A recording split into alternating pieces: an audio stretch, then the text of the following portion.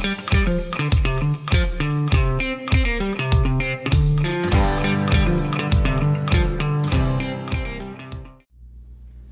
to Property Life. This is the new project. We've got a lot of other projects coming along, but this, we're going to be replacing the ladder inside the cabin. Currently, this is what we've got to work with. And it works, but it kind of comes around at the wrong side and we just don't like it anymore. Whereas this, it's a picture I found on the internet, nothing special. And that's kind of the idea that I'm going to be going for. Ship's ladder with the integrated handles. Might have some other little secrets I want to add to it towards the end, but it's going to be, instead of 2x8s and 2x6s, we're going up. I've got some 2x12s by 12 foot long, and I've got some 2x8s for the treads. So this should make it plenty big enough, and the idea is it's actually going to sit on the top, kind of like a bird's mouth would be for a roof, except it's going to sit on the second floor, and then it's going to rest on the main floor as well, obviously. And the handles are going to go up about 3 feet further. We'll see how the actual measurements go once we start cutting into the wood, but approximately 3 feet above, so that you can actually come up and safely get up on top. So I'm not sure how quickly this is going to go. Though not diagnosed, I'm pretty sure I've got ADD, and if I get bored with this, we're going to probably move on to another project and circle back to it in the future. So I think first things first, we're going to need to make some templates, because the idea is that we're going to be notching, we're going to be making some rivets so that we can slide the stair treads inside the risers, or the side rails, I mean. And it's going to give us a better look, a nice solid feel. It'll be glued and screwed, and probably use buttons to cover up the holes and whatnot. But it's going to be nice. This is not super premium wood. This is your big box improvement store type wood. There are some knots in it. Thinking about some options for finishes. Obviously, being that it's not really nice wood, I doubt that we'll be able to get away with staining it, just because with the knots and fixing them, and it's just, we'll try if we can, but something like a whitewash or a paint wash in general might be a way to go. Might even try some fire. Fire is always fun, and I've had some recommendations by people, and I'm liking the idea. Maybe we'll do that. I'm not quite feeling crazy enough to do the electrical crazy burn-in process with the electrodes and death and all that fun stuff. But let's see. First things first, like I said, we're gonna need to make some templates, because we're gonna need to be able to use the router and have consistent stair tread slots and pieces, and all the boards are going to eventually get rounded over at their finished product. The handle will have to be routed out too, so I guess there's nothing left to do but to do it. So let's get going. So here's going to be the star of the show.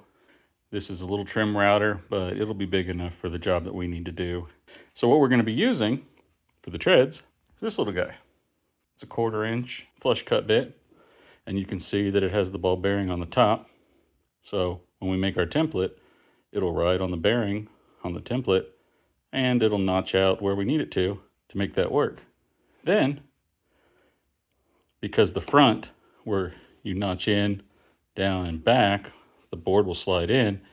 Well, this down here is all going to have that 1/4 inch round radius, because as it turns, it's going to create rounded corners. This is a 1/4 inch roundover bit, and that is going to be run down the sides of all the boards, and that will give what now is a pretty rough edge anyway. It'll give it a smoother edge, and the radius will match that of where they're going to be sliding into. So that's what we're building the template for first. All right, so here's the main idea. I got this piece of scrap wood. However, it is a piece of scrap wood. So this edge has been cut, that edge has been cut. So unreliable. So what we're gonna do, we're gonna borrow one of these long boards, clamp it to my table on both ends so it doesn't move, and we're gonna take advantage of a very nice long straight edge. So no matter how this sits up there, table's unplugged by the way, no matter how it sits, all wobbly and whatnot, is still going to ride evenly the entire time, and it's going to give me a straight line down this side regardless of that side. That side we don't really matter anyway, because I just want a nice straight edge on one of the sides, and then I'll cut it up into little pieces so that I can tack it into my little U-shaped template. So I just picked an arbitrary number. This board is not quite 4.5 inches wide, so I opted to go with right at 4 inches, and we will just run this through. I won't have the blade this high at the time we're cutting it, but I wanted it up there for measurements. So we'll cut it down and start the template by getting its pieces. Now it's worth noting, always make sure you're wearing your safety glasses, hearing protection, and keep your fingers away from the blade. Seems pretty obvious, but I guess some people don't learn it until they learn it the hard way. You might notice that the blade is also just under 1/2 inch above. It's not too high, not too low, just enough to engage it, enough to cut it, and not so much that I've got 1/2 mile blade hanging up there just begging to cut something else off.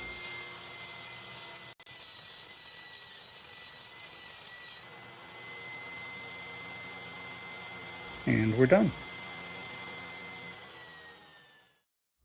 Okay, so we had a change of plans. So before, cut out this piece of wood, which was fun and all, but I was going to have to cut it in half and splice it together and turn it into a better template. Whereas now, I found a better piece of scrap, just a full piece of plywood, and if you look, be more than enough room to make a slot out to make the router track out and slot out for the 2x8.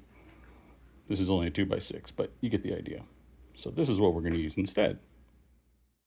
So it's worth noting to always measure your wood. Most of your big box stores, when they sell dimensional lumber, if you got a 2x8, it should be popping in at about 7.5. However, both of these boards are popping in right at 7.25. They're just over. These 2x12s, they're actually coming in at just under 11.25. So more like 11 3/16. So what we're going to do, you're bring this board in here. I'm laying it down long ways just because I need the 2x length. And just for ease of setup, we're going to set it down so that it's straight. I'm just going to come in, mark both sides. This is going to be our track. Now, obviously, it's not going to go that deep. Being a 2x8 that we said was just over 7.25 long, I'm going to grab a tape measure that's too long for the area. But somewhere from around here, because like I said, there's going to be something here that's going to rest up against the edge so that the router fits tight. You're looking at about 7.25 to here. So I'll likely just put it out here somewhere around 10 inches. I'll knock the end off so that we'll have a nice up, around, and back. Okay, so bringing it out, I brought it out to 11 inches. Should be more than enough. So just come in here, square. And again, we are dealing with big box dimensional lumber, so when we're dealing with that type of wood, we can't expect it to be perfect on the front edges anyway. Though the corners are going to be routed, you're going to be looking at a somewhat unstable front. So this is going to be nice, but not necessarily perfect, though I'll aim for perfect when I can. So here's the final version of the template. You can see where the router is going to run. That'll be where the side of the rail is, and this will be where our 2x8 goes. Just simple. Nothing to it. Off camera, I also took the opportunity to cut down the steps. So the total width of the ladder is 27 inches. And then we've got the two vertical rails that are 1.5 inches in thickness. So if we are going to do a 1/4-inch dado joint for the steps, we're going to essentially have 1.5 inches minus a 1/4 inch, which leaves us with 1.25 inches on each side for each rail. So that's 27 inches total width, minus the doubled amount of 2.5 inches, leaving us with 24.5 inches. And that's what our stair treads are. So we're going to call it for now on this video. Thanks for watching part 1. Didn't want to split it up, but at this point, thought it'd be better to get something out than nothing out. Keep an eye out for part 2, and we may have a new toy piece of equipment joining the ranks. So keep an eye for an update on that. And we'll see you next time on Property Life.